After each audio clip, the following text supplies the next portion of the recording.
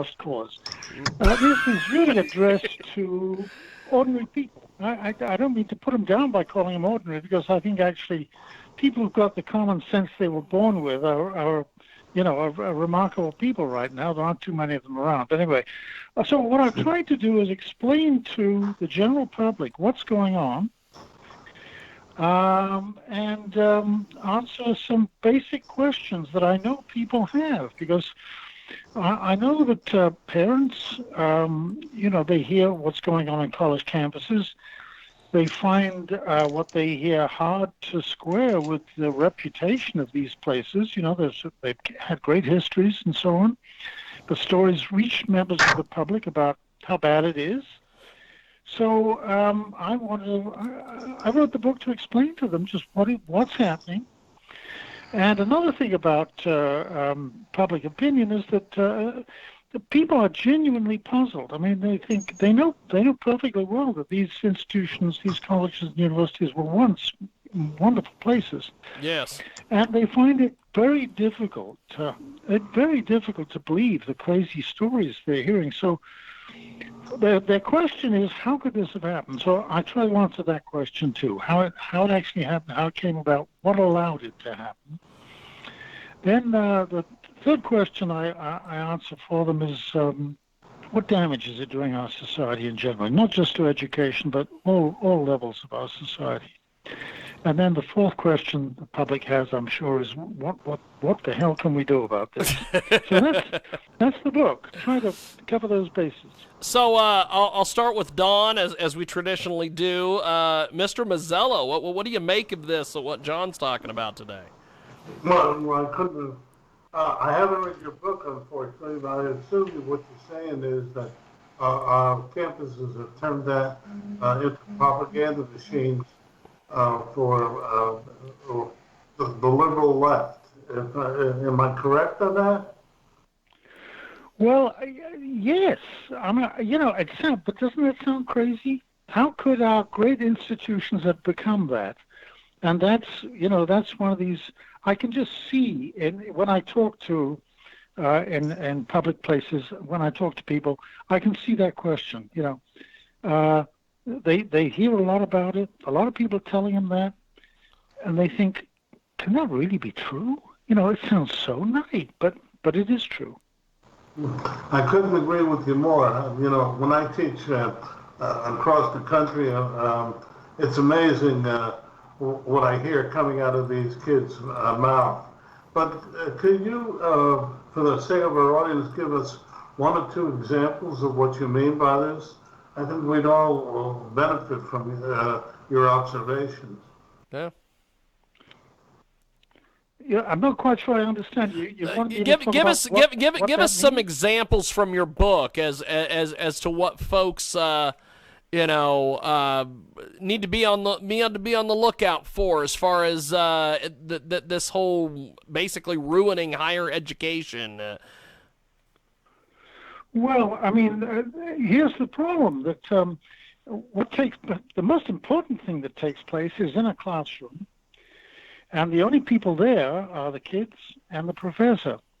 And the professors are not that keen on you finding out about that. So, for example, they pass rules where no kid is allowed to record what's going on, but nevertheless, a few do.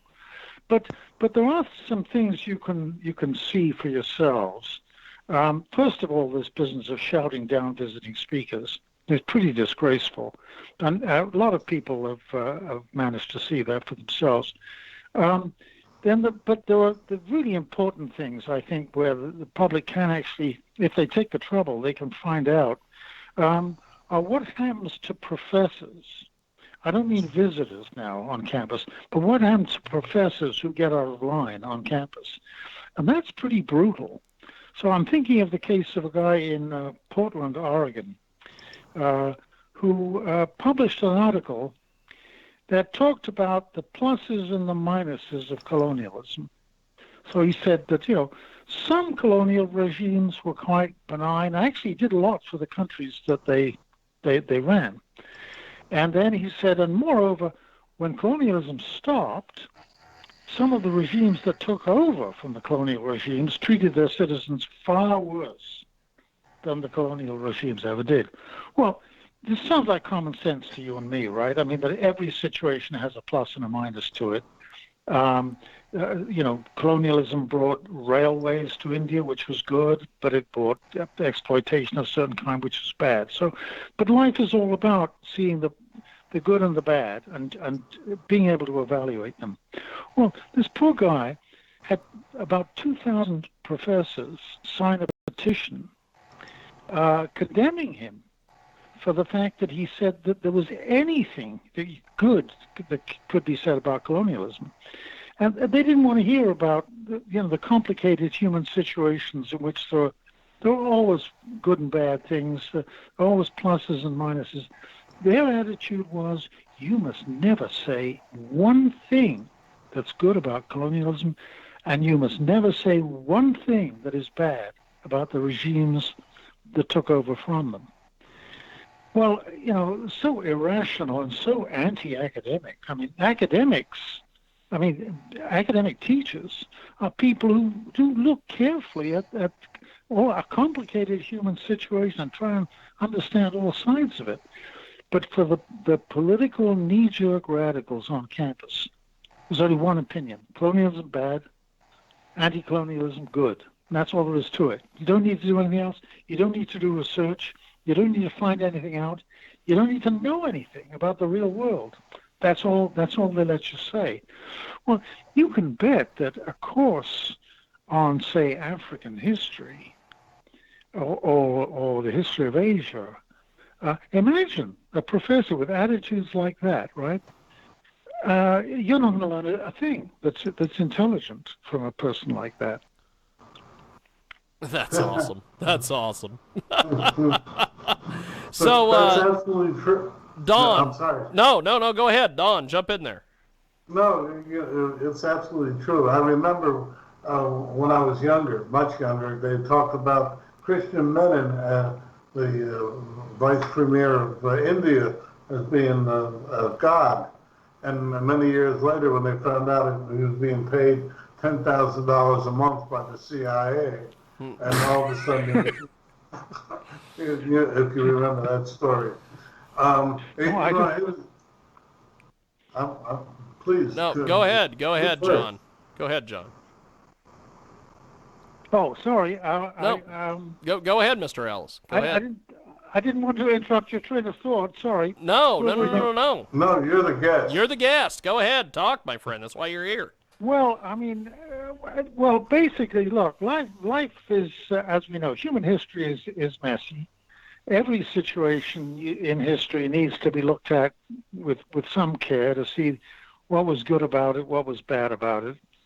And you have to always be careful not to look with modern values. I mean, how we see life now in the 20th century isn't the way people saw it in the 16th century. Life is trade-offs. There are very few absolutes in human life, well, there are one or two, but for the most part, you're always dealing with complicated situations where people could do better, but they could do worse. Now, that's not the way political radicals look at it. I mean, if you believe in their system of values, you're good. If you don't, you're bad. It's as simple as that. Well, how can you learn anything when you've got a straitjacket like that? I mean, your hands and feet are tied ahead of time. And that's what's going on in the classrooms. And it's getting worse over time because there are holdover professors from an earlier generation, people 60, 65. They were trained 40 years ago. Yes. They still have some sense, some intelligence, and some ability to understand human life. And they're being replaced by 25-year-old kids who've never done anything except sit in a classroom and be lectured by political radicals. They don't know anything about life.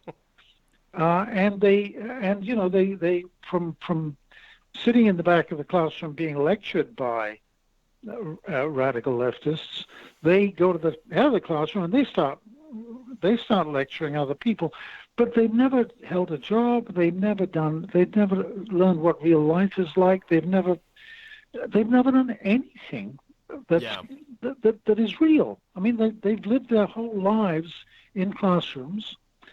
And so you get people who are very immature emotionally. I mean, they're stuck in political adolescence, which is really what socialism is, political adolescence. They're stuck in that. And they'll never get out of it. And, the result is we don't have real people teaching. IQ Al Rizzoli, listening to all this, I know you've probably got some things to say.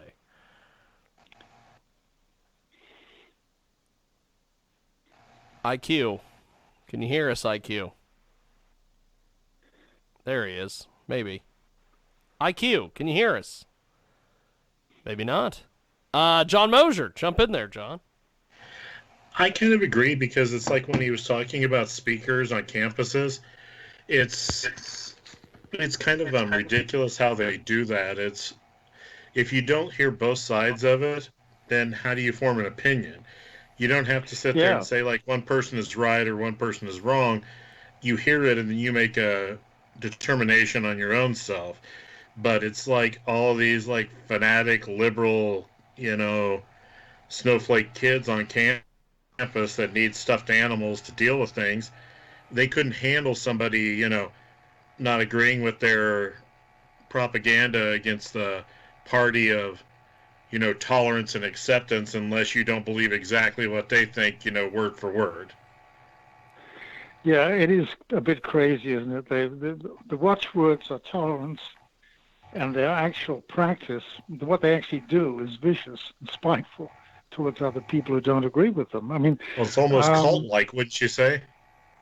Oh, it is. What is going on campus right now is a cult, and the problem is that it spills over into our society. I mean, for example, Bernie Sanders, 10 years ago, who would have thought that Bernie Sanders would ever be a major candidate for a political office in this country? He was a communist. And 10, 15 years ago, no one would have dreamed that a communist could be a candidate for president of the United States with a real chance of winning.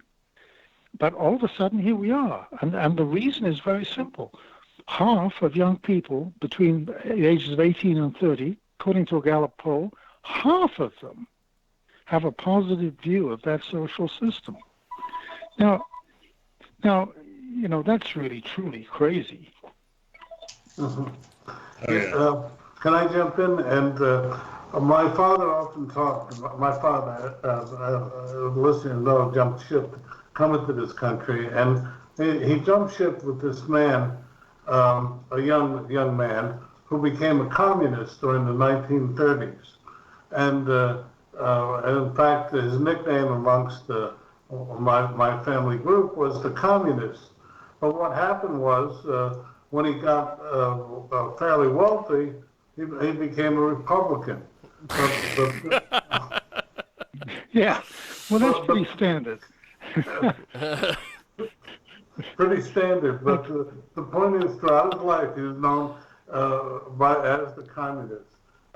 It's unfortunate that our young people today, they seem to think that socialism and communism is the answer to their ills, when the real answer is hard work, but that's another story. Please, can you give us another example? Because you're certainly hitting some good buttons here. Yes. Do you have any more examples, my friend? More examples of what goes on the campus? Yes. Well, I mean, okay, another example was a University of Pennsylvania law professor who said, look, the black community is not in great shape at the moment, but if they adopted middle-class normal habits like not having children out of wedlock, making sure they hold down a regular job, and so on. She gave a whole list of them. Basically, not letting your kids go and beat up other kids on the street. She said they would be a lot better off. The whole community would be a lot better off. Now, you can argue with some of the things she said, but the reaction on campus was she was a monster. I mean, how dare she say such things? How dare she criticize people who were the victims of racism? And of course, everyone knows that the only reason there's poverty in the black community is racism, racism, racism, racism. And any time you try to link that to behavioral traits that could be better than they are, like a great deal of out of wedlock children. Anytime you try and link that, you're denying there's racism, you're blaming the victims, and so on. Well, I mean, what should have been an argument? I mean, there could be a spirited argument on this. Again, it wasn't an argument. It was petitions signed by hundreds of people, hinting the fact that she should be fired for saying such things, and so on. She was vilified. She was ostracized. Fortunately, she's a very tough lady, and she knew what she was getting herself into, and they didn't get the better of her. But it's a typical example where you may not have opinions that the majority campus radical leftist gang oppose. You may not have opinions like that.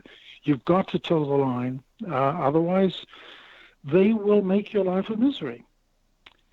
James, But to go back to what... IQ. We can hear IQ. Go, IQ. Jump in there.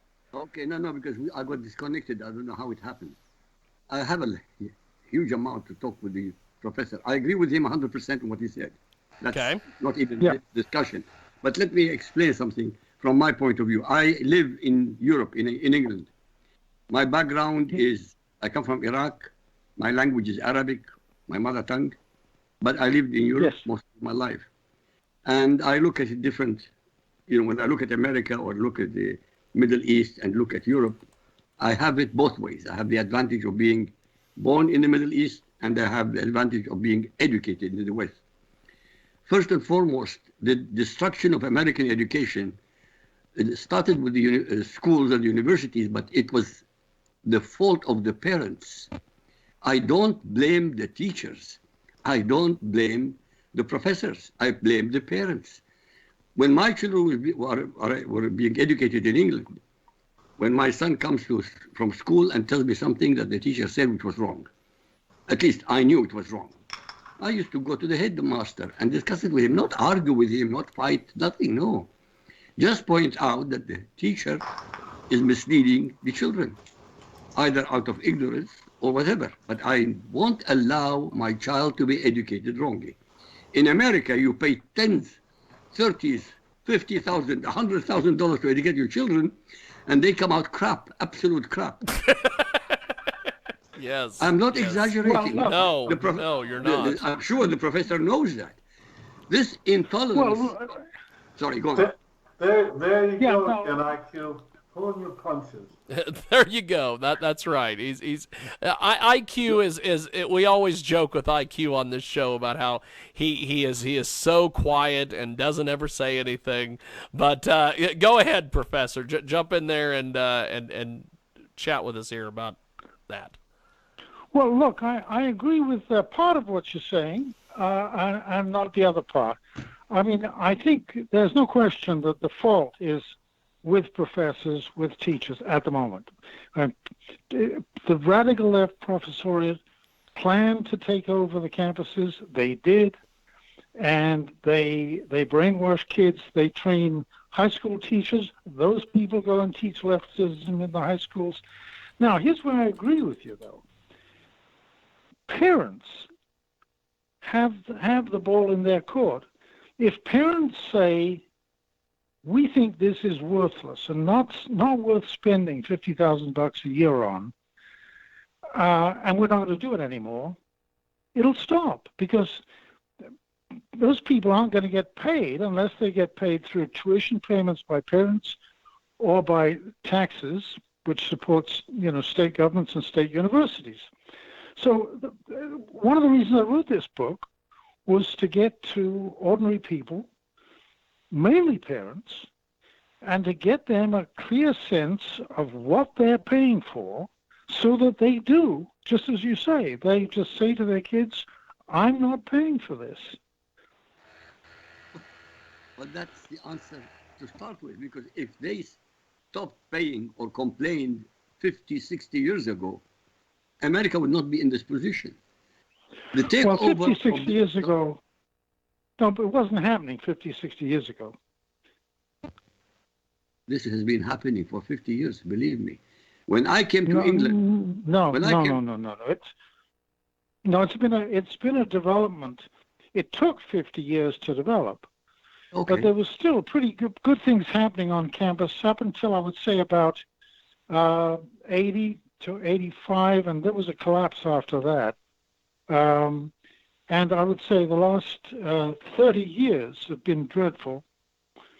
But we started off after the Second World War. What happened was people who had been in the war came back home, and some of them became professors, and they were people who'd had an experience of life. I mean, they'd seen the war, they'd seen serious human situations. They weren't kidding. I mean, they were realistic, experienced, sensible people who'd passed the test of a tough life. And the classrooms were realistic in those days. I mean, you got people who were really in touch with what mattered in life. And that lasted for a couple of decades, I would say, up until probably the 80s. And then, as they started getting older and retiring, they were replaced by radicals. So I would say that it's been really horribly bad for the last 20 years. It was quite bad for the 10 years before that. And before that, there was still quite a bit of good stuff, good education going on the campuses. I'm not going to nickel and dime with you on time, but I'll tell you this. When I first arrived to England, the education system was second to none. 20 years later, it became more and more depressed. I'll tell you what went wrong. Instead of raising the people at the bottom to go to the top, they reduced the top to the bottom to equalize everybody. Everybody is politically correct. You can't say this one is intelligent and the other one is not intelligent. You can't say this one is successful and the other is not successful, because you hurt his psychology. To hell with them and their psychology. Because in real life, this is exactly what happens to you. Look, I'll tell you where it started. Look at the years 1965 to 75, right? Now, those years, there are two things about those years, those 10 years. One is that the baby boomers, the kids born after the Second World War, when soldiers returned home, started their families again that they postponed while they were away fighting the war. There was a huge, huge increase in the birth rate, 1945 to 50. Those kids are ready for higher education in 65 to 75. And it's such a big jump in the size of higher education in those years that it went from 4 million kids in higher education in 65 to 9 million 10 years later. So, I mean, think about it, a profession that has to suddenly hire more professors than the whole total of the existing professors in the country. I mean, it's very, very hard to do that without dropping quality. Now, that's one thing that was going on, 65 to 75. The second thing that was going on was the Vietnam War. And so the campuses were the places where you found undergraduates and graduate students who were due to be drafted. And everyone figured the war was being badly handled. Some people thought it shouldn't be fought at all, but other people thought that the government was lying about it.